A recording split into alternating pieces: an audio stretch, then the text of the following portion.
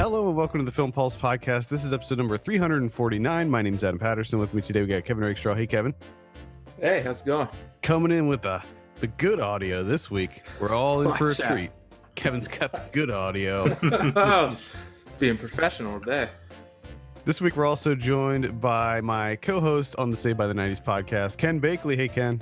Hello. Another year has come and gone, and with that, it's time to count down our top films of 2019. Thank you so much for joining us today. Remember, you can check out filmpulse.net for lists from everyone on the crew starting today. So check that out. Kevin's got his top 50 as usual, along with his top performances lists. Lots of lists coming. Watch out. Really great lists. Yeah, I'm working on a horror list, so I'll have top 10 horror movies, and then the top list from everybody else on the site as well. So yeah, be sure to give that a look. And I think what we're going to do this year, as we've done pretty much every other year, is just go through our top 10s one by one, and then have a little chat about it, and then maybe talk about some of the trends that happened this year, maybe some other honorable mentions to throw in there, underseen movies, underappreciated movies, all of that stuff. We're going to try to get it all in there. And with that, I think we can kick off the lists. And Ken, I think we'll start it with you since you're our guest this week. I'm honored. We'll start with my number 10, and my number 10 is Rian Johnson's Knives Out. I was kind of fiddling around with my list, especially the last few slots, right up until basically I filed my written version of the list with you late last night, and that was only because I just basically told myself, stop changing it because you're going to keep messing with it until 2021. But yeah, Knives Out, it's good. It's making a lot of money. Many of you have probably seen it by now, and it's good, right?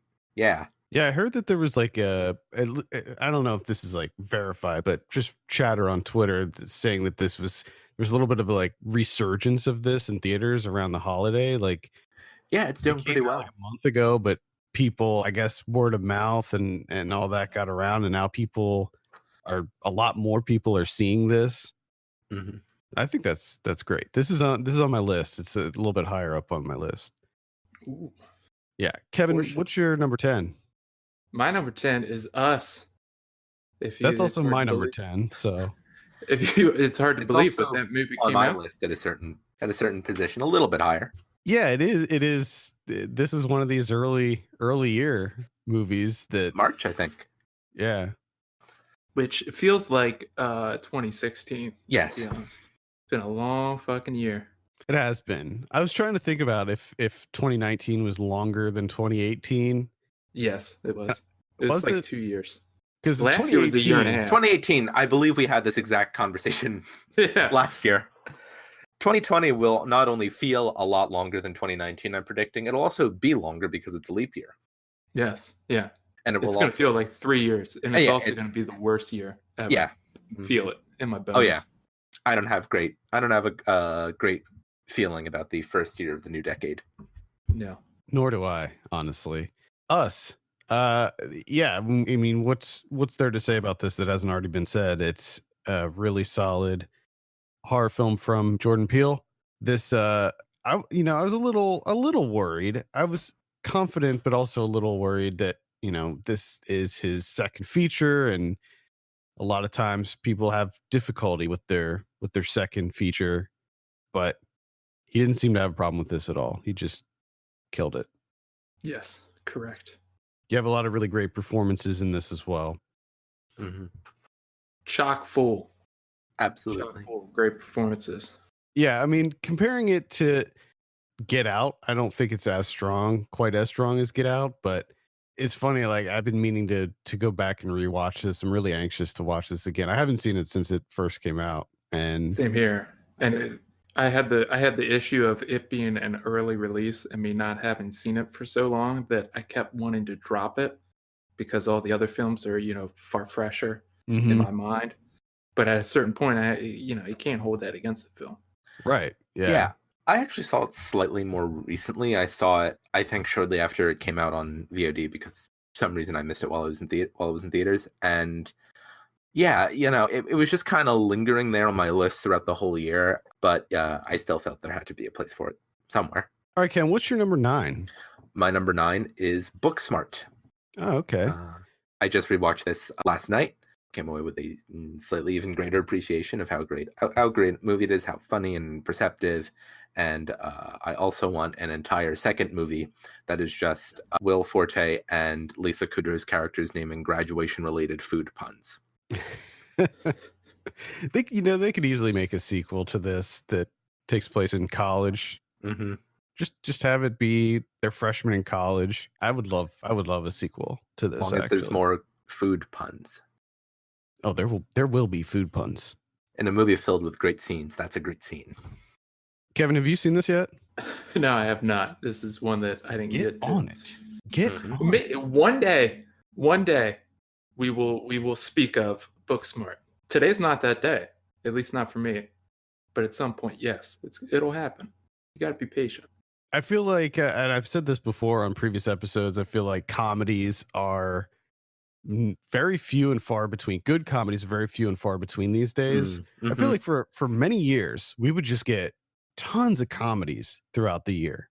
Great comedies. And then it just sort of dried up. And I just don't think we get that many truly great comedies. And this one certainly is one of the best comedies of the year, hands down. Beanie Feldstein for president. Yeah, she's so good. Kevin, what's your number 9? My number 9 is Parasite. Wow. Have you heard of it? Parasite? Yeah, I think I might have. Have you seen that? Yeah, this is on my list as well. Ken, I'm sure it's on your list too. Absolutely. Parasite. It's insane to me, 2019, that every major theater in my area was playing Parasite. I never thought, back in high school, with us buying, bootleg DVDs off of eBay, that I would be able to go to the movie theater and see a Bong Joon-ho movie, and like it would be, talked about by everyone. 2015 is wild. It's a wild time that we're living in. Yeah, I mean, like when Memories of Murder came out, I don't even think there was any kind of easy way to see that in the States. I think that was. Did you buy that? I think so. I think you bought that. I think that was an eBay purchase. So many eBay purchases. And it was just, the movies were just so hard to get back then. And now, yeah, like you said, this is playing everywhere. And I think that's just a testament to the power of this movie. I don't know if it's a word of mouth thing again with this movie, that it's just getting so much acclaim that it is ending up in these smaller theaters. I don't know. I don't know what it is. I don't know what it is, but I'm very happy that it is. Yes. I mean, maybe the distributor, this is a Neon release and they've been putting out larger releases. So it might have to do with the distributor as well. A lot of these Asian films, they end up going to like Wellgo or one of these other smaller American distributors that don't have the power to release them in 2,000 theaters, I'm actually surprised it's that low on your list. I'm saddened, actually, that it's that low on your list. Well, I'm sorry. It's my list. Fucking deal with it. My favorite thing about when people compare their top 10 lists is that somehow it causes more surprise when a movie that someone else has as like their number 1 or 2 is someone else's like 7 or 8 or 9 than if it wasn't there at all. Yeah, like you should be happy it's on my list. I'm happy it's on your list. Kevin's about to retroactively go back and rate it 1 star on Letterboxd. No, I take it off. It's Chain for Life is my number 9. Mm-hmm. See? Are you happy now? Mm-hmm. I'm being punished now. You know what? Nobody gets Parasite now. Parasite is now descended from number. Take it off your list too. Yeah, now Parasite is descended from Kevin's number 9 to somewhere in like the high 70s. God, what have I done? All right. My number 9 is The Art of Self-Defense from Riley Stearns. This is a movie that I don't think ended up on. I don't think a lot of people saw this movie. I forgot in all general. about this movie, to be honest. I really loved this movie. I think it's really smart. It's really funny, and a it's that great kind of absurdist humor that I love, but it's surprisingly dark too. And I've just found the script to be so refreshing. So this had to make it to my list. I know, Kevin, you haven't seen this. Ken, have you seen The Art of Self-Defense? There is so much I haven't seen this year. I for various reasons, I was not able to watch as much this year as I did last year. So unfortunately, the answer for a lot of these is going to be maybe not. Probably no, I didn't see it. So I think this is just such an underrated title for the year. So, The Art of Self-Defense, check it out. Ken, what's your number 8? my number 8 was Us, which we already discussed. All right, Good movie. If you haven't seen Us yet, I mean, I think pretty much everybody saw it at this point, but it is well worth a look. And I would be remiss if I didn't mention the fact that there are a solid number of horror movies on a lot of people's top 10s this year, and I love to see that.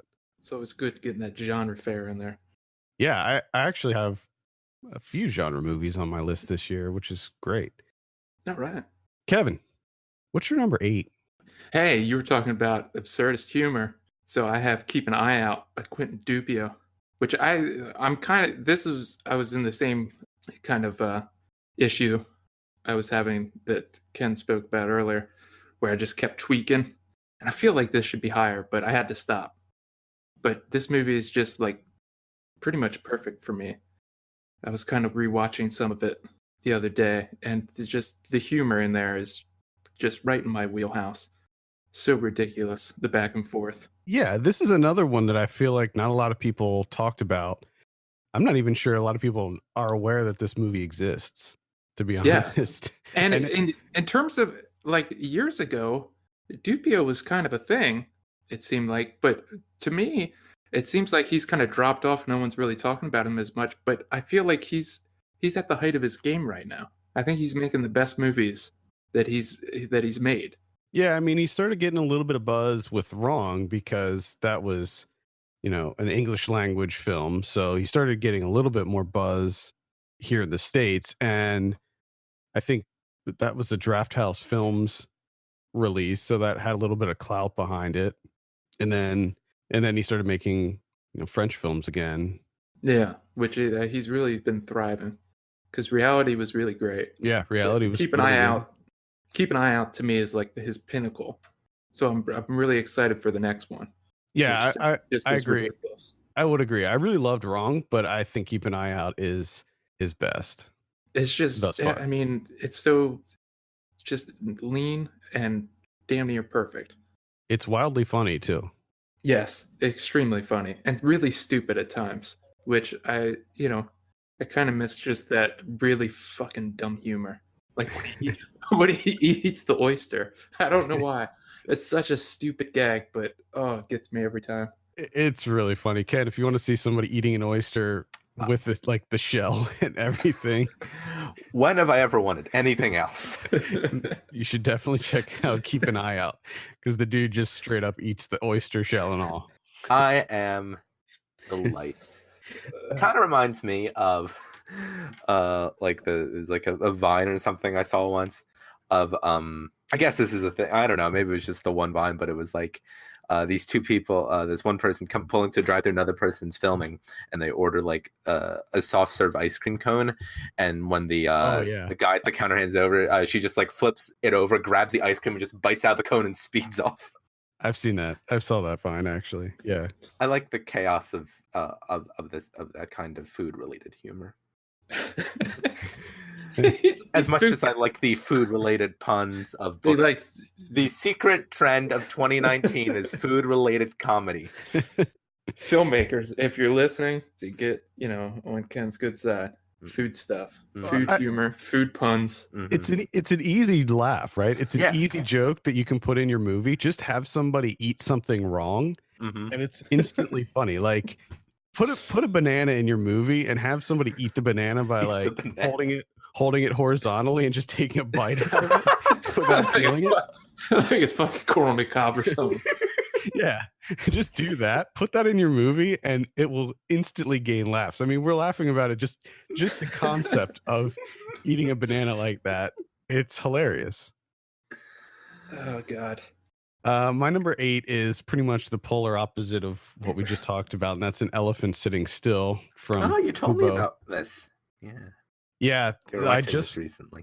I just watched this yesterday, and because it's so fresh, I was like not really sure if it was going to crack the top 10 or not, but I've just been ruminating on this movie just nonstop. I just can't stop. I can't get it out of my head. It's just such a powerful film. And yes, it is 4 hours long. Let's just get that out of the way. It is a long movie, very long, but it is totally worth it if you can stick with it. I didn't watch it all in one sitting, actually. I broke it into 2 sections. So I watched 2 hours, then took a break, and then watched the other 2 hours a little bit later yesterday. And I don't think there's anything wrong with that, the way that it's set up. So it follows four characters, and it's like a day in their lives. So it takes place over the course of one day, and there's scene breaks. So during that transition from one character to another, I just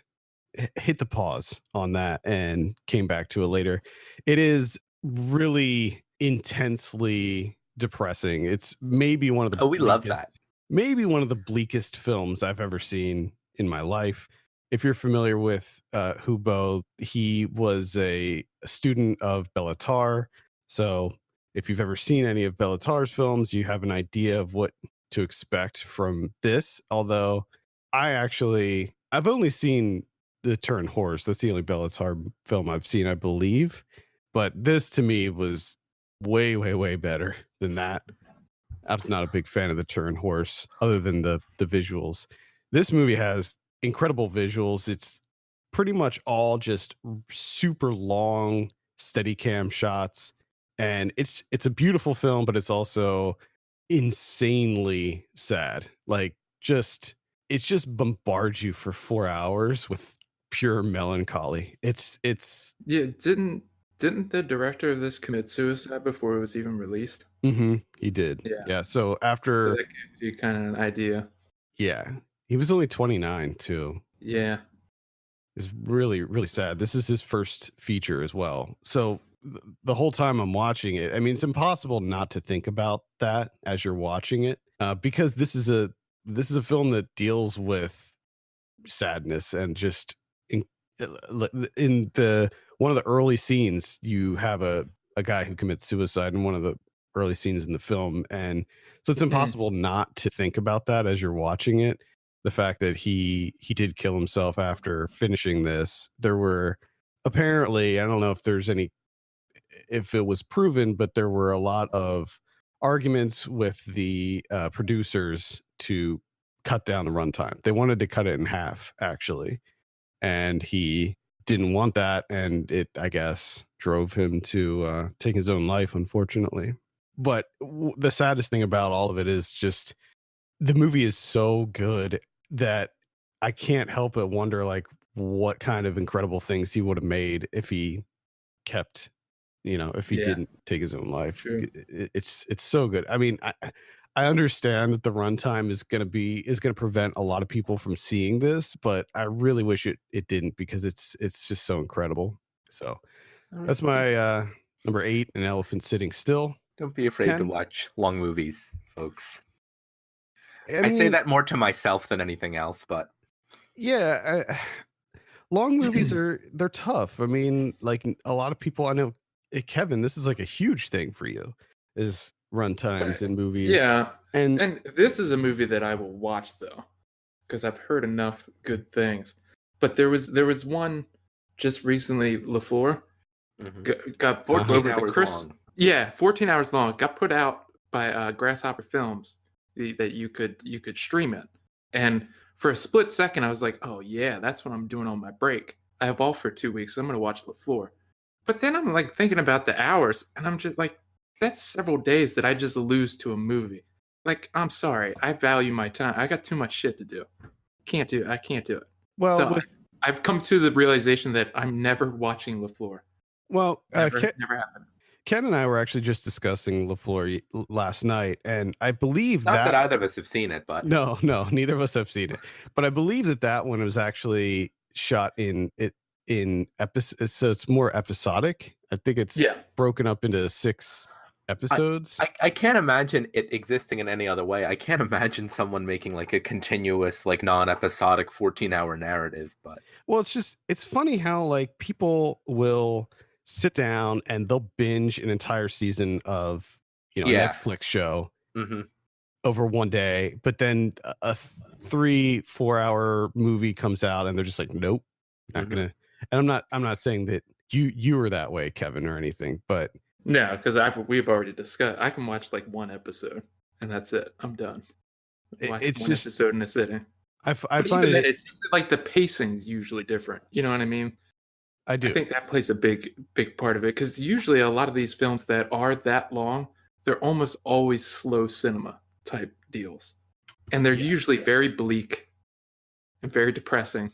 Well, An Elephant Sitting Still is definitely that. It is the bleakest. Ken, what do you have for number 7? Well, I'm just gonna keep our we're just gonna go a little bit more emotionally light here, a little bit fluffier, a little bit happier. My number 7 is Noah Baumbach's Marriage Story. Oh man. This didn't quite make my list, but it's up there. I have it as number 15 on my bigger list. He threw out Fluffy, and I thought, is he gonna say Cats? Oh no. I should have said Cats. My number 7 is Tom Hooper's Cats, but I haven't seen it. So my number 7 is the first trailer for Tom Hooper's Cats. Nice. All that talk about Cats, and you haven't seen Cats. Well, I wasn't gonna pay to see it. When I talked about Cats, I thought they were gonna send like a screener, but then that wasn't finished in time, so they weren't sending one. I'm like, am I gonna pay to see this? It wasn't even finished by the time it hit theaters. No, Yeah. they had to. I thought they were gonna do like the YouTube thing, and it would just all end up on our streaming devices. Yeah, once you were forced, like you couldn't. It was like an update. Like you couldn't do anything else until you watched Cats. Yeah, no, it wasn't that they iPhones. put it on there. It's that there was nothing else on there. Like one day you were going to turn on like Netflix, and every title was going to be Cats. Just Cats. And then you go to Hulu, and every title on Hulu is Cats. That would be a good April Fool's joke for one of those streaming services to like change all the thumbnails to the Cats. Everything is Cats. Just Cats. I want to get back to Cats in a second, but first I want to talk about Marriage Story. Why was this on your list?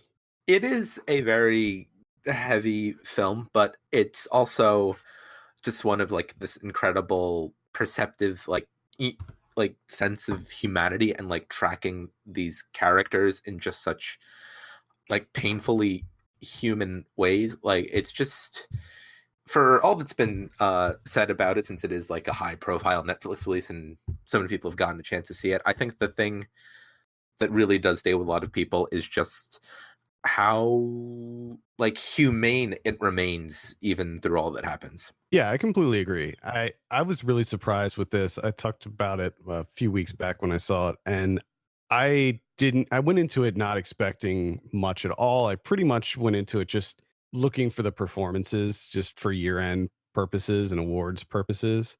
And I came out of it just really kind of impressed with the story overall. I didn't think I was going to like it, but I ended up really liking it a lot. And Kevin, I think that, actually, no, I don't think you would like it, Kevin. I'm not sure this would be one for you, but no, I don't think so. I'm not a Baumbach. He doesn't work for me. He's really hit or miss, and it's just yeah. other stuff. One concern that I had is that I've always kind of felt a degree of like detachment from a lot of other Baumbach movies, but this one, like, you kind of go in, you're thinking about what it's about, and you feel like there's going to be something sort of distant about it, but it is just so connective, and I keep coming back to that word humane, and just that's what really moved me about it. Yeah, I had a couple nitpicks with it, but I thought that some of the things that happened at the end were really lame, and I was not into that, which unfortunately kind of sullied the whole thing for me. But overall, I think it was pretty great. I want to get back to Cats and talk about the. This guy's like, we're putting the top tens on hold. Fuck that. Let's talk about Cat. Well, we're talking about trends, right? We wanted to talk about some of the big things that happened in the world of cinema this year, and I think it's really important to talk about what they did with Cats and how they changed it. Is this perhaps a new trend? I think it could be, not specifically Cats, but what they did, where they actually sent a new version of the movie out. Well, and the insane thing is they had to. Like, what they put into theaters is just, it blows my mind that It was like this is literally allowed now. Finished. Yes, like this is okay practice now to just rush something, not have it finished, just throw it into theaters, fix it later. It's And everyone's just kind of treating it like, at first it was like, oh wow, this is ridiculous, but now it's like it's normal. It's just going to be standard practice from here on out. I bet you. I just have a feeling. That's what I'm afraid of. I'm a big video game player. I'm huge into video games, and this is something that they started doing with video games several years ago, where most people get their video games digitally now, and they can release a video game in an unfinished form. There have been multiple high-profile AAA video games that have been released that haven't been finished. Like, they're just not done yet, and they add the content later through updates and patches. And I always find it interesting to look at the sort of symbiotic relationship between video games and movies and how those two influence each other. And I'm like really concerned that this sets a very dangerous precedent for high profile movies being released in theaters in an unfinished state and then later updating them to, I mean, we've seen it before with, what George Lucas did with the Star Wars movies, but I think that this is even more sort of insidious thing to do, where you're changing a movie. Like, if I go see a movie, I would say 99% of the movies that I pay to go see in the theater, I will see are usually finished. Usually, you would hope. They are usually finished, but I'll go see them opening weekend. So if they're going to start doing this, I will always see the bad version. Like every movie I see will be the unfinished one with Judi Dench's hands. And that's the other thing. It's like, it wasn't, like small stuff that, people were able to pick out. Like, it was the main thing of, these are human people. You're supposed to cover them up with fur because they're supposed to be cats, because the name of the movie is Cats. Like, that's I went to see Cats, but there were no cats. It's like, why are there human hands? You would think at least someone, the quality control, somebody watched the whole thing and was like, okay, here's all the hands. Let's cover those up before we send it to the If I remember correctly, I believe Tom Hooper said at the premiere of Cats that they've been working on this cut for about like the last 36 hours and had just finished it that day. Mm-hmm. So I now want I wish there could have been a documentary just about that final 36 hours of having to lock the final cut of Cats, even though it's not done. We'll never see that. No. Well, it's crazy to me too that a studio can do that, throw it into theaters. Theaters will show it. People will pay for it. And even if, like a handful of people are like, what the fuck? That maybe was not finished. Like, I see human hands everywhere. Why? And it's just like, nothing we can do. That's the movie. It's really a difficult moment for technology, I think. I mean, what is your take? Do you think it's best to just leave it, like in a situation like that? I think just go back into, standard operating procedure. It used to be, you finish a film, then you set up a date for it to come out. Just do that. Just wait until the movie's done. You have the movie, set up a release date, and then put it into theaters. Don't say, this is the release date. Okay, movie's not done. Well, we can't move the release date. Put it in. Sometimes, especially with like the franchise titles, it's, this is a release date. Now let's hire a director and hire a screenwriter. Yeah, like, it's insane to me. But let's say, hypothetically, this happens again. A movie gets released, and there's something about it that's not finished. There's like a major error in it. do you think it's best to just leave it as is, or do you think it's best to go with the Cats route and fix it and then swap it out while it's still in theaters? I have a feeling that this is going to only happen with movies that are absolute shit to begin with. I mean, Cats was shit from the outset. Before anyone even started filming anything. When it was in the we knew it was concept shit. phase. It's fucking Cats. I mean, this is about the 355th time I've said this, but what was the impetus to turn this into a movie? Yeah, I mean, it was good. doomed from the start, right? Like, nobody even likes Cats. Is there anybody that likes Cats, the play? No. I don't think so. Cats is kind of just exists culturally as this completely bizarre idea, like this weird moment at the start of the reign of like the Andrew Lloyd Webber 80s mega musical, and no one knows exactly what it is. No one has ever known exactly what it is. I don't think anyone really likes it. And that's been the whole thing. If you heard about that musical, it's just about a bunch of cats. And I think it's one of those. It's like it was a curiosity thing. And then someone mistook that as people really love this. It's really popular. No, it's not. It's just people are someone explained Cats to someone and they're like, well, I have to see that. Sounds fucking ridiculous. So what your hypothesis is the way the play version was pretty much the same as the movie version, where people just went because they had heard such horrible things and they're like, well, I gotta see this for myself. People love fucking train wrecks. I mean, Pet Rock was a fucking thing. There's tons of shit that's just stupid as fuck, and people, go see it or experience it. I guess that's why. I guess that's why The Room played in theaters for and people mistake however many years it was in theaters. People mistake it as oh, these people are really enjoying it. It's really popular. Well, I mean, I don't know how much money that movie made. I don't know I think it was a flop, right? Let's check the Cats box office figures. Okay, as of the morning of December 30th, it has grossed a grand total of $38.4 million off a budget that is estimated to be somewhere around $100 million. And that, because what's the budget though? Is the budget the first attempt at making this movie, or are you somewhere around $100 million before marketing? Did the patch go into? Was that taken into account into the budgeting? Yeah, I mean, because I would assume that the budget was before that pre-patch. Yeah, and the thing that bothers me about something like this and the Sonic movie is you have people in charge at the top, pretty much like any other corporation or any entity, that are just mediocre as all hell and fucking wholly incompetent. And then you have these people that actually have to do the work, which I'm sure the effects people were like, hey, Cats isn't done. We're not going to be done in time. And they're just yes, whatever. It is.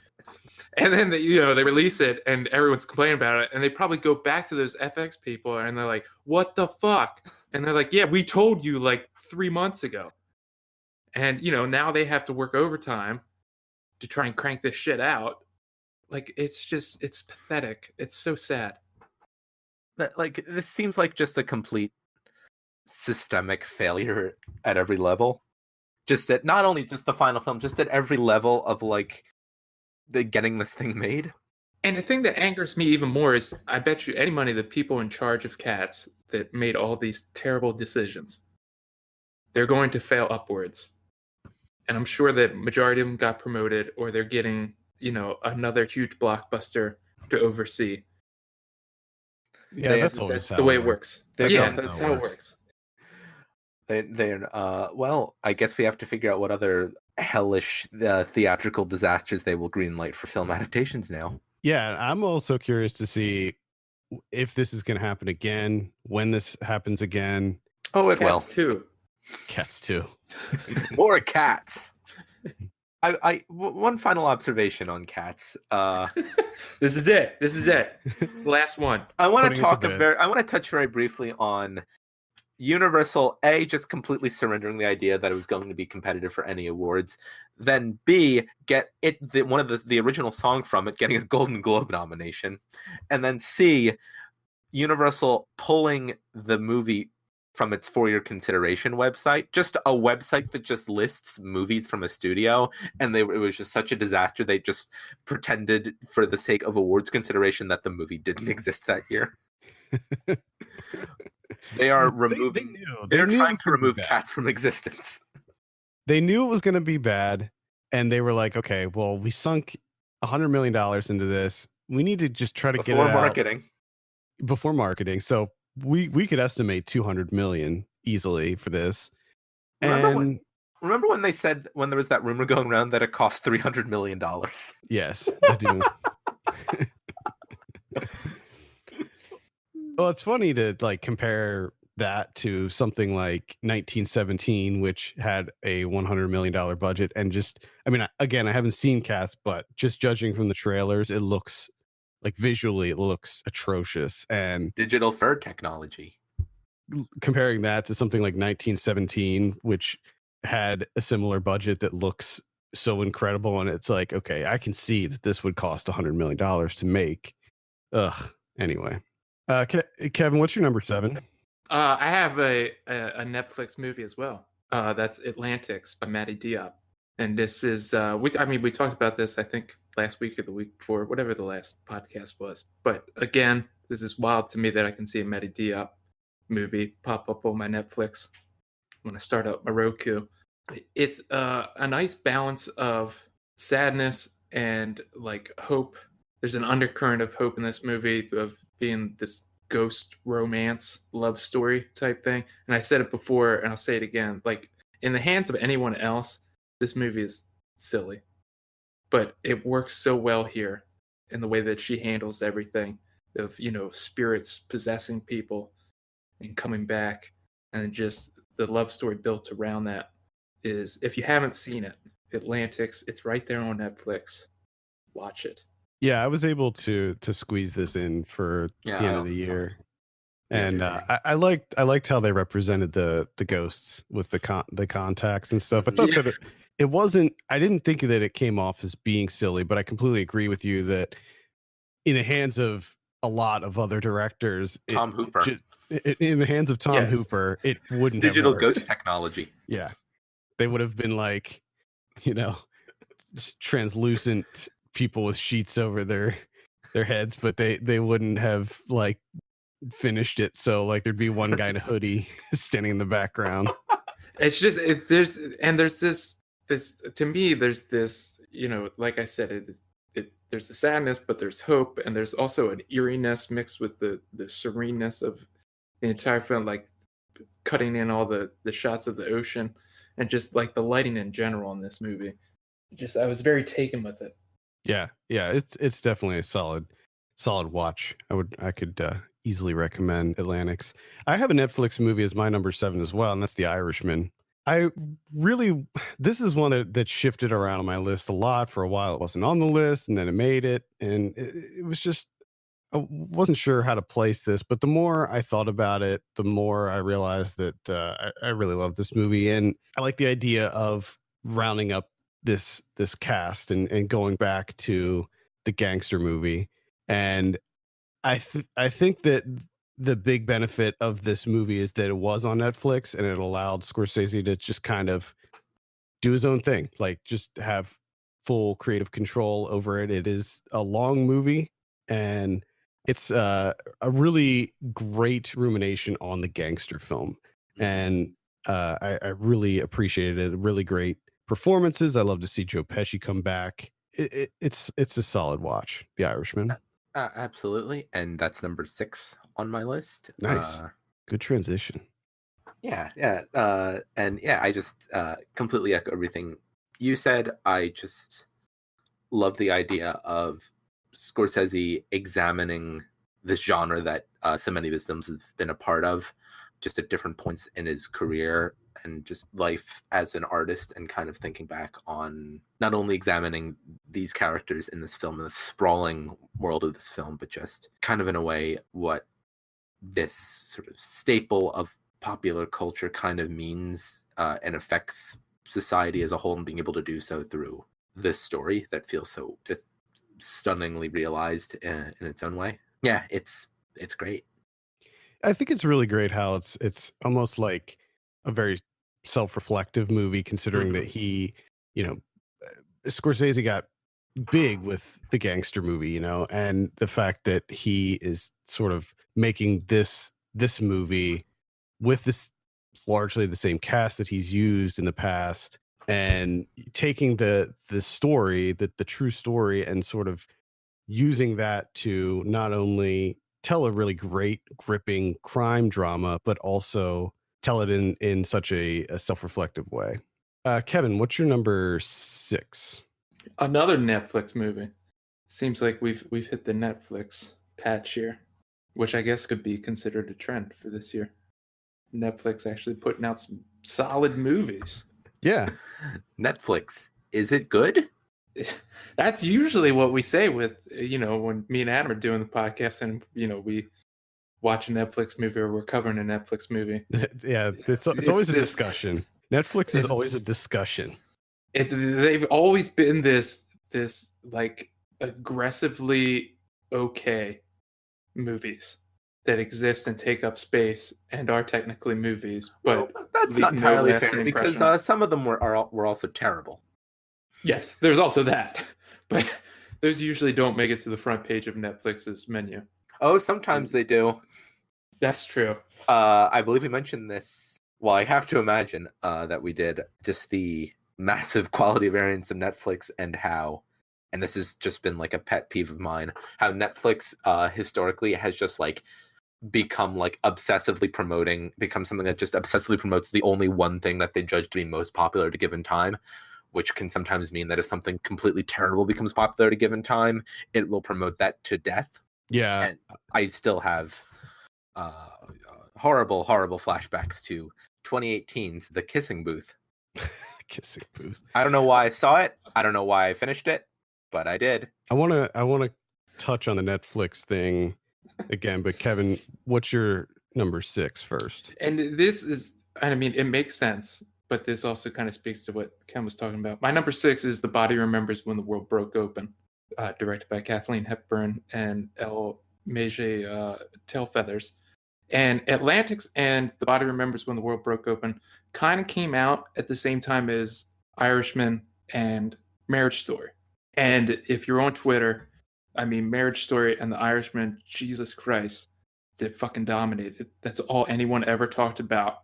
And it's kind of depressing on my end because for me, you have these two movies that are phenomenal. Not to take anything away from Irishman or Marriage Story, but you have equally phenomenal movies that just get buried. Kind of like what Ken talked about is if a movie comes out and it becomes somewhat popular, that's all Netflix they will devote all of their time and energy to. Is that one title, and they'll just completely ignore things that they bought for their platform to put out. They're just like, no, it doesn't exist. Fuck that movie. I 100% agree with you. It should be noted that those two movies are not Netflix originals. True. Yeah, so there's a difference there. They're not Netflix originals, but I think that they were like there was some sort of deal there where they were released exclusively on Netflix. I think. I'm pretty sure. Because I mean that was how they were released. I don't think that they got released. I don't know if there was like a theatrical release for those. Like all of the PR emails and stuff I got for those movies were saying Netflix. Like this is going to be released on Netflix. So Netflix presents a Netflix production, a Netflix original. Well, I know that The Body Remembers was that was an Array release. Was Atlantics also an Array release? I don't think so. I don't think it was, but I know that Ava DuVernay's Array. I think that they have some kind of deal with Netflix where their movies are going to be put out on Netflix. But I completely agree with you that yes, this has been a problem for Netflix for a long time. When you look at their upcoming releases and they have like, oh, in 2020 we have 1,000 releases coming out. We have 1,000 Netflix originals. Like we will tell you about 5 of them. Yeah, I mean things are bound to get buried. It happens every year where Netflix will release a movie from like Shien Sono and it'll be like, what? Netflix made a Shien Sono movie? What's going on here? Like I wasn't even aware of this. and it just suddenly drops. And I think it's a shame that their marketing is so all over the place. I mean, especially because they're so proud of their algorithm, right? That supposedly shows you what you're going to be interested in. Which is complete trash. Yeah. Yeah, because every time I 100%. open the Netflix app, it's showing me 6 Underground. Like, I want to see that. Come on. Yeah. Well, and the fact that it shows you nothing but I completely Netflix forgot about original. 6 Underground. Yeah. Michael Bay. Michael Bay made a movie for Netflix. starring Ryan Reynolds. Yeah, and I think there's something to be said just about how when you're just putting out so much, no matter even if they were genuinely trying to promote everything, stuff would fall through the cracks. It was an observation that was made by the director of a movie that's very high up on my list. In fact, is my number 1. So I can't exactly say who said this, but they were saying that if their movie had been put on Netflix as opposed to the distributor that theatrically released it, they all had no doubt in their mind it would have just been completely buried on the platform. I think that's one major thing that Netflix needs to get. They need to get their shit together on that, because I think it's a shame what's happening. I mean, Netflix is a great platform. It is in most American households at this point, and it's a great way to get great movies out there. But if nobody knows about them, how are they going to get seen? You know, and I can't imagine how it would be for just the general movie watching public when I miss movies that come out on Netflix, and I look at like the release calendar and stuff on Netflix. Like, I try to keep up with what's coming and out. you're getting emails, Right? Some. and sometimes they don't even tell you. They don't even email about the movies they're putting out. Which because emails are so expensive to send. Yeah, I mean, that's the craziest thing is, like, sometimes I don't even get an email about a new movie coming out on Netflix. Sometimes they don't even email me about it, which is even crazier. All right, my number 6 is not a Netflix movie. It is Midsummer by Ari Aster. I really loved Hereditary. I was really excited for Midsummer, and I was not let down. I thought it was fantastic. It's insanely creepy. It's funny. There's a lot of humor in it, and I haven't seen the director's cut yet. I really want to see the director's cut and experience that. I wasn't quite as impressed by Midsummer as most other people have. I mean, I really loved Hereditary, but there's just something a little bit more detached with that for me about trying to connect with what Ari Aster was doing, although he's definitely great at like just mood and energy and tone, and of course Florence Pugh is fantastic in it. Yeah, and I know, Kevin, you weren't as high on this one either as I was, but to me it's as a horror lover, I really appreciated this movie. Ken, what do you got for number 5? Top 5. At number 5, I have Joanna Hogg's The Souvenir. The Souvenir. Okay. Oh, that's one I didn't get to watch. I didn't see this either, actually. It's about a kind of young film student who sort of talks about how she's living in a bubble her whole life. She kind of this comfortable socioeconomic bubble. She wants to kind of tell more stories about different people and different perspectives in the world around her.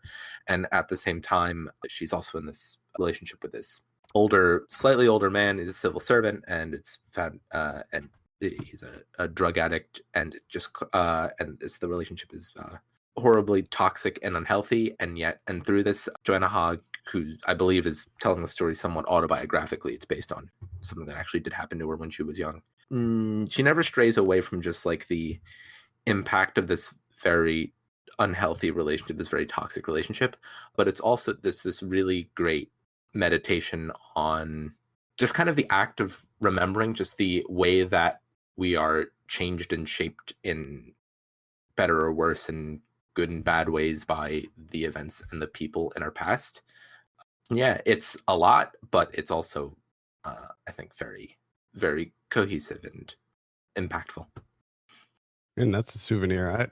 I wanted to see this, but I just couldn't squeeze it in, unfortunately. Kevin, what's your number 5? My number 5 is August at Akiko's. Okay. By Christopher Makoto Yogi. I was able to squeeze this one in. I enjoyed it. How did you get that in there? I did. Yeah. Look at you. You know what? Kevin, when you say that a movie's really great, I watch it. I'm like, you know what? That's Kevin nice. said it's great. I'm gonna take time out of my day to watch this Kevin recommendation. Nice. Did you like it? I did like it. Yeah, it's Good. great. Because Great. I'd be hurt if you didn't. You know, Gave it a 4 out of 5. Give it a 4 out of 5 on Letterboxd. 4 out of 5. It's my number 5. Number 5 film of the year. Why did you Slapped like on there. this? You Just actually talked about this a couple weeks ago, but yeah, I think this might have been on the last podcast. This was part of the year-end crunch, just filling in everything. Just the overall tone of this movie, where you have Alex Zhang Hung Tai, who's a kind of experimental jazz musician, sax player, like me and Adam. yeah, I still consider us sax players. I do too. Once a sax player, always a sax player. I think so. Him going back to Hawaii and kind of getting in touch with his roots, not being there, and kind of reconnecting and kind of going through this transformation by staying at this Buddhist bed breakfast run by Kiko, and she kind of helps him like get in touch with his culture and where he comes from and just everything that he goes through, and just the overall atmosphere of the movie, the visuals of the movie, a lot of superimposing images on top of each other, just the music, Huntai's sax playing throughout. I thought he was Like, terrible at the saxophone. I thought he was good at this. I mean, it's I forget what the terms for it. A lot of saxophone discourse. It's like this It's a- freeform Yeah. jazz style. Got that, speaking to his inner turmoil going on there. But just I don't know, the overall, the feeling, the mood that it put me in for, an hour and 15 minutes. It's just very calming and relaxing. Yeah, it's a very soothing movie. There's a lot of Yeah. I mean, it's a beautiful film. I think it's hard to make an ugly film considering where they were Yeah. shooting. You'd have to go out of your way. Yeah, it's pretty gorgeous, the locale. But yeah, I really enjoyed it as well. I didn't like the superimposing stuff either. Actually, I wasn't a big fan of that. Well, It's fine. Didn't bring it down too much. Yeah, okay. Let's just leave it at that. You watched it, you liked it. I'm happy. If I can get one person to watch it, which success already happened. Oh yeah, I could recommend it easily. I love the like docufiction style. Yes. Docufiction always works for me for some reason. Yeah, big time. My number 5 is Uncut Gems by the Safdie brothers. Big fan of this one. We talked about this last episode, so I won't get into it too much, but I thought performances across the board were fantastic. I love the Safdie brothers style, their sort of hyper realism that they have, and how they shoot gritty New York grime. I love it. Completely horrifying style, and I mean that in a good way. Yeah, it's very, very dirty. Their style seems very dirty, gritty. Just so unsettling, which is kind of the point of a lot of their films, just that sense of anxious disorientation. Yeah, a big time with this movie too. This movie is very unnerving. But yeah, it's great. It's great. Loved it. Number 4, Ken, what do you got? At number 4, I have Portrait of a Lady on Fire. Really? Wow. Yes. I was able to squeeze this in, but tell me why it's so high up on your list. The cinematography is great. It's just gorgeously shot with all these with just this not limited but just very specific color palette, and how everything just seems all the bright locations seem so bright and all the dark locations seem so dark. Anyway, I love the cinematography, and just this idea of how it's very much about, and I think this is another motif that a lot of films this year have in some way or another, just about this idea of trying to remember something. And what's interesting here is that it's not about the act of memory as just, these two characters knowing that they only have this limited amount of time together in this one specific scenario that's just completely limited by not only society but just like the actual circumstances of their meeting, that it has to be so inextricably temporary, and just trying to go through this entire time as just an act of trying to commit to memory what is then recalled in the framing, in the almost a framing device, but sort of that is this movie. Like the last couple scenes, which are, I think, were fantastic, absolutely drive that point home by almost shifting the entire perspective through which you think about the movie and how it plays with like time and placement and just like the ability to just recall something and remember things. I don't know. It's like it's something I'm still working through in a lot of ways. This is the same cinematographer, by the way, as Atlantic's Claire Mathon. Great cinematographer. Yeah. That was definitely a gorgeous movie for sure. Yeah, it's about how you remember. Portrait of a Lady on Fire. It's a movie about how you remember things. You know how you remember things, like something happened to you in the past, and then you remember it later. It's about that. Let's remember things, but let's not have a memory. Let's not use the word memory, because that'll remind us of the song from Cats. Oh God. Kevin, what's your number 4? My number 4 is Black Mother by Caligula, which this documentary of Jamaica, kind of shot through his style of these phenomenal images and interviewing pretty much anyone and everyone, it seems like, in Jamaica, across, all different backgrounds, to kind of create this picture of Jamaica, through the people that live there. And just his whole style in general, I just absolutely love. I mean, and just the way that he breaks it up between, the audio not matching the video, and it kind of keeping you on your toes in both ways.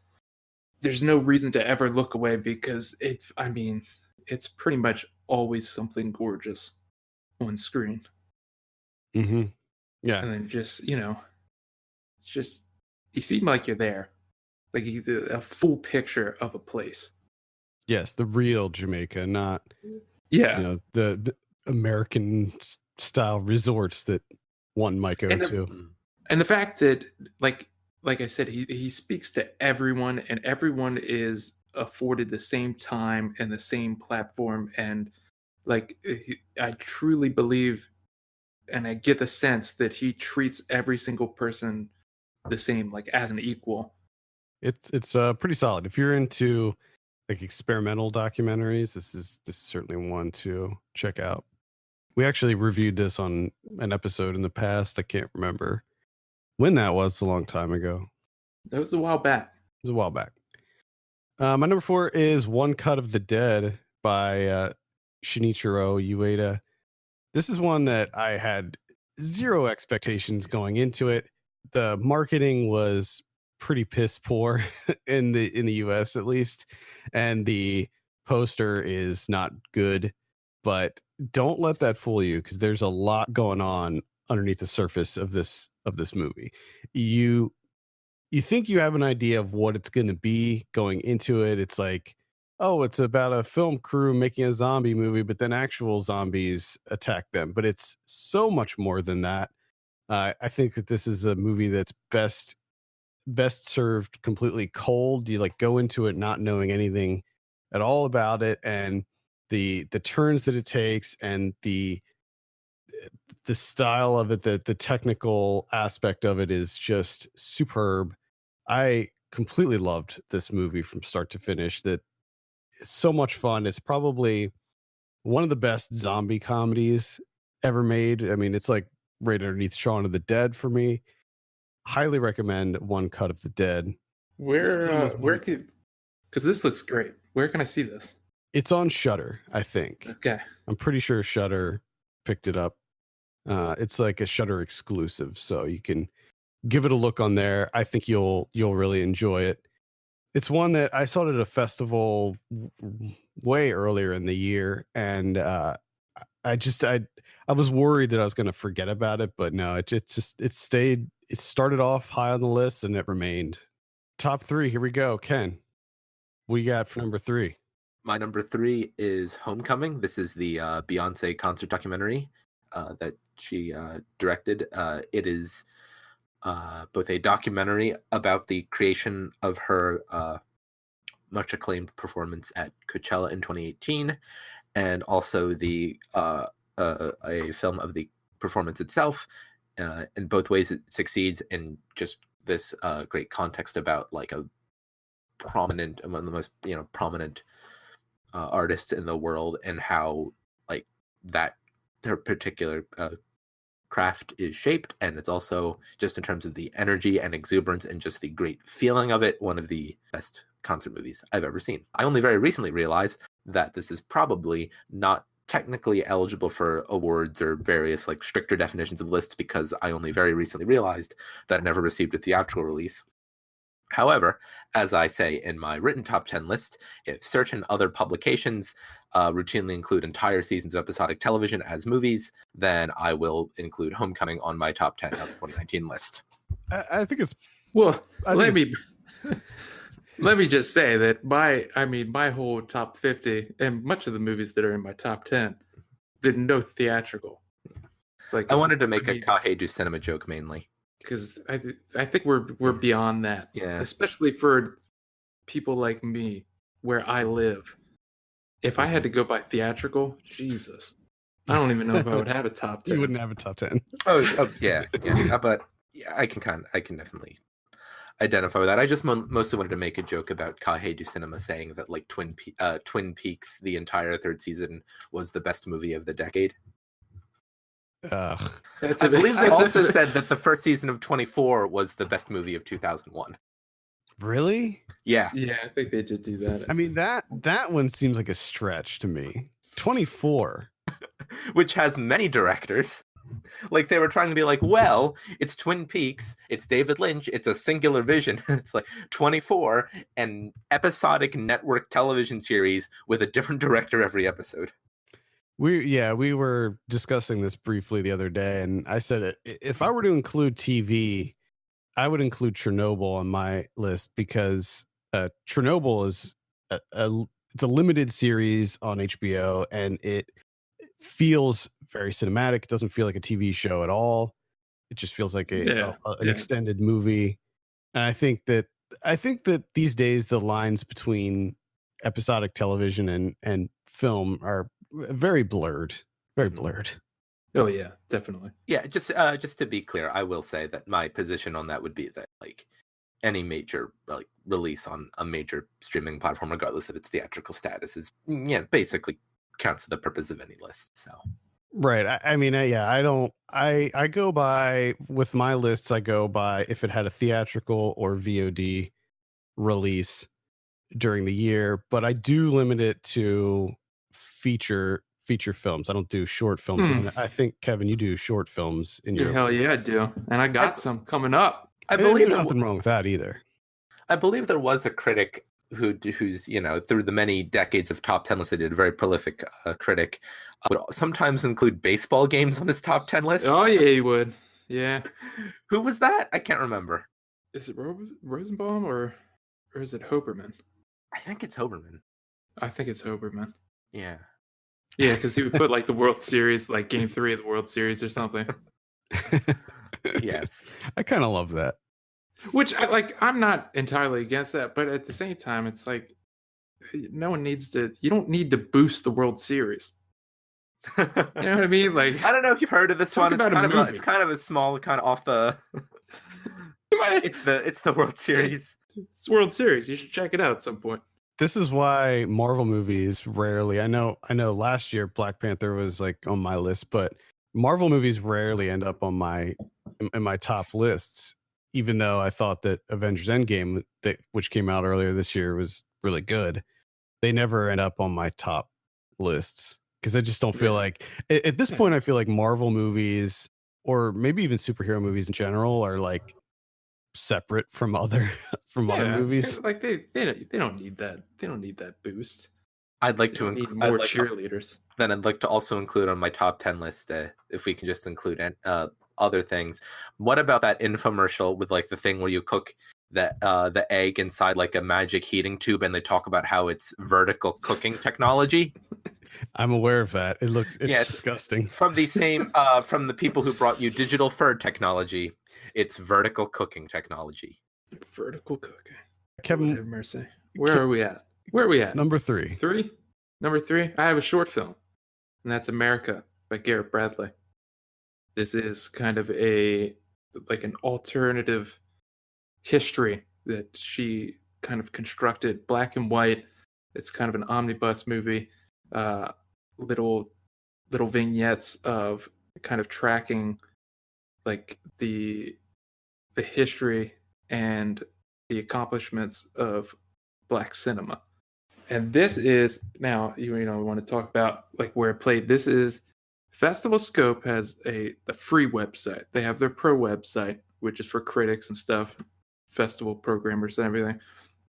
But they do have a free website that'll occasionally, they'll pick like 8 or 9 films from a festival and kind of have like this little mini program. And this played as a part of that. So if you're, a lot of these movies that, get played up at festivals, but they never make it to, the general public, keep an eye out on that free website because you'll find a good number of stuff on there. Yeah, Festival Scope is, I feel like that's not a very widely known streaming platform, but it's certainly one. Especially the free website that anyone can use. Like you don't have to be, a professional film professional. Yeah, the pro one, I don't know if it's still invite only, but the pro one was like invite only for a while. I know you might have to have like some sort of industry credentials for the pro one, but my number 3 is The Last Black Man in San Francisco, directed by Joe Talbot, feature debut for him. Love the performances from Jimmy Fails and Jonathan Majors in this. I love the score. This is I think this might be the only movie this year that I've actually listened to the soundtrack, like on my way to work and stuff. I remember when you told me about this, like when that movie came out, and when I watched it, I was like, I understand. I completely see. I get it now. Yeah, this is definitely a movie that is right up my alley. It's very heartfelt. It's sad, but it's also uplifting.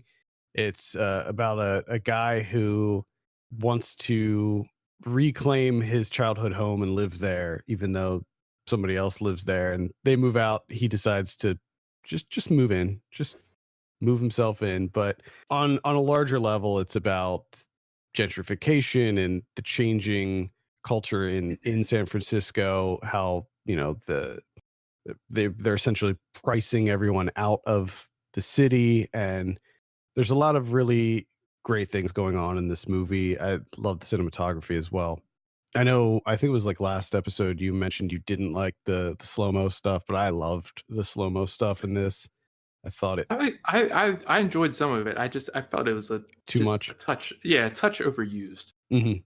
I love the scene when the camera was like was it like a rock or something that like a kid threw, and like the camera was from the POV of the like rock. I thought that was great. Anyway, Last Black Man in San Francisco, my number 3. Ken, what's your number 2 movie of 2019? It is Parasite, which we've already discussed, but Parasite. Oh yeah, it's Hell great. Yeah. Check it out. That's number 42 on my list. And dropping. Yeah. With every minute, Parasite drops a few numbers. Mm-hmm. Soon it's going to be underneath that Netflix Jeffrey Dahmer movie. Oh man, did that come out this year? I think so. I remember people getting mad about that, but I thought that was years ago. But what was the other one this year? Was that Bundy was this year, right? Oh, maybe that's what I'm thinking about. Yeah. The one with Zac Efron? Yes, yeah. That's the one I was talking about. God, that movie's so fucking terrible. It's just her not answering the phone for like 45 minutes. It's very bad. That movie is her drinking. Like, I mean, the drinking was relatable. Everything else is just garbage. Very bad. Kevin, what's your number 2? My number 2 is also a short film. Also, a part of Festival Scope's free website. That's Altiplano, directed by Melina Salaam. I talked about this in the very beginning of the year, but this is a experimental documentary of sorts, but not really. It's more of like a landscape movie, if you will. Heard just a lot of footage from the Andes, like in the salt flats and the deserts, the lakes, all that stuff, and just a lot of manipulation with the images, shot in 16 millimeter, using in-camera editing, like a whole host of things. And the interesting thing to me is how she takes this very natural place and kind of renders it to like this alien landscape. It's really phenomenal. I thought a very interesting 16 minutes. Is that still on the Festival Scope free thing, or is it? No, I think it's good. Yeah, they're usually only on for a limited time. Yeah, that's what I thought. They're usually on there for like a month, I think. They'll throw them up until another festival comes around. Mm-hmm. Got it. My number 2 is Knives Out by Rian Johnson. I know that this is one that I Well, really now I know you're number 1. Yeah, of course. With Knives Out, I hesitated in putting it this high on the list because I thought that there were other movies that were like better movies, but I had so much fun with this movie in the theater. I had a blast with it. I saw it twice, and that's something that I rarely do. I rarely rewatch movies, and I had to do it. I just had to put it at number 2 because I had such a great time with it. It is an incredible whodunit that has a really great ensemble cast, and I thought Rian Johnson just knocked it out of the park with this one. It is a fun movie.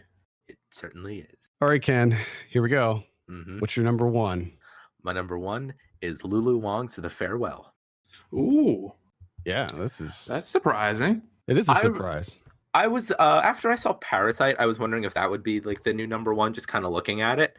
But I rewatched The Farewell this past weekend, and I feel pretty good about having it at number 1. It's just such a masterfully like precise and nuanced and just so like engaging and warm and every other superlative I can think of examination of like family and cultural identity and grief and perspective and time, and it's just all there in this really thoughtful family drama with just great performances, and definitely just so wise and observant, and yeah, loved it.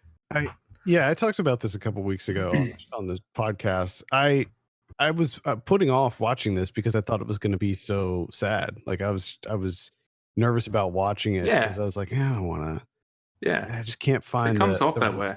It does, but then I was like, okay, well, I'm going to sit down and I'm gonna watch this, and it's not really. It's not that. It's not as so. Yeah, it's kind of sweet in a lot of ways, and I was really surprised with this one. So I can totally understand why this would be at the top of your list. Kevin, what's your number 1? My number 1 is Microhabitat. Jian Go Woon. This is a movie that I feel like I saw 12 years ago. Yeah, I mean, we saw this back when it played, what was it, like the New York Asian Film Festival, I think? It was a festival. I don't know which one. Yeah, so it finally got released on Mubi. If you don't have Mubi and you're kind of disappointed in Netflix offering, Mubi has been doing a pretty good job of putting out, premieres and stuff. And this is one that they finally put out this year, which I was very excited for because I've pretty much been obsessed with this movie since we watched it back at that festival like 2 years ago or whatever. But I think this is just absolutely phenomenal. To me, it plays a lot like Parasite with capitalism and everything. But in this instance, Isam, who plays the main character, she just stops being a part of capitalism. She embraces. She works enough to buy whiskey and cigarettes, and that's it. She's homeless. She decides to just be homeless, and she just does enough that she can go to a nice whiskey bar, get herself a glass, and smoke her cigarettes, and that's it. Yeah, it's a pretty incredible movie. I would highly recommend checking out Microhabitat. I really like that one a lot as well. Obviously, my number 1 is Parasite. It's a movie that I think is endlessly rewatchable. I just want to, if I'm not watching Parasite right now, I want to be watching Parasite right now. I thought that everything about it was near perfect. Like just from the performances to the location. I love that house. Oh, that house is just so amazing. You just want that damn house. And I went into it knowing very little, and the surprises that occur, I sort of floored me, and I think it's just a tremendous movie, and it was easily my number one. I mean, as soon as I saw it, I was like, "Oh, that's my number one," and it just stayed there. I mean, as soon as that movie was announced, I was like, whatever year that comes out, that it's going to be Adam's number one. Yeah. Well, I'm a big Bong Joon-ho I know. You know, I was thinking about this because I was doing my written top 10 list, and I realized that Memories of Murder came out in 2003. That was the first movie that you and I saw from Bong Joon-ho, and that was a long time ago. Like, yeah, I've been a Bong Joon-ho fan for a really long time. But another thing for him is for you specifically to be that big of a fan of his. And I'm a pretty big fan too, is he's never really let you down. No. Like the only movie for me was Snowpiercer was like, I was kind of okay to me, but he usually delivers. Like I get excited about a film from him and I'm not let down usually. He almost always delivers. And I can't say that a lot about a lot of directors, even ones that I'm like a huge fan of. They usually let me down from time to time. I rewatched Snowpiercer recently, and I think that I liked it even more the second go around with that one. It's great. I think the source material of Snowpiercer is maybe what brings that down a little bit. Yeah, and I'd like to point out, we got our three tops here. We got Chinese family movie and then 2 Korean movies. It was a great year for Asian cinema. Great year. And also there's a lot of movies that Asian films that came out in festivals this year that didn't get theatrically released or on VOD that maybe they'll come out in 2020 that were really great also. So firing at all cylinders. I have a Korean movie, a Japanese movie, and a Chinese movie in my top 10. All right. I think that's going to wrap it up for this year. Hell yeah. Yeah. How do you guys feel about the year in general? Was it a good the year like movie wise? Cinema wise. Oh yeah. We all know what it was like in the rest of fucking garbage. And I can't believe I'm still alive. Yeah. It's ridiculous. I don't know if I'm gonna make it through next year. I feel like at least we think that the year's over so we could take a breather. No, at least 5 like no, we're not going to make it out the next 2 days without other garbage things happening, whether locally or globally or whatever. Cinematically, how do you guys feel about 2019? Yeah, I think it was a good year. Good year, and I'm getting very excited. The continuation of what my offerings are between Netflix, Mubi, the Festival Scope website. Like I have an opportunity throughout the year to see a wide range of stuff, and a lot of times for free, which is just fantastic to me. Yeah, I think it's incredible. I think things are because I've heard some people that some critics and stuff that live in New York and whatnot, and they talk about your independent movie theaters, you have a chance to see stuff, but as Adam can attest to, I've sent him what my independent theater offers, and what does it offer? I don't like Arctic dogs, fiddling, the goddamn documentary about mushrooms. Like it's always docs. It's music docs and just like docs about food or cats. Like it's like I'm pretty sure that. Does it have the documentary about locking the unfinished final cut of Cats? They will.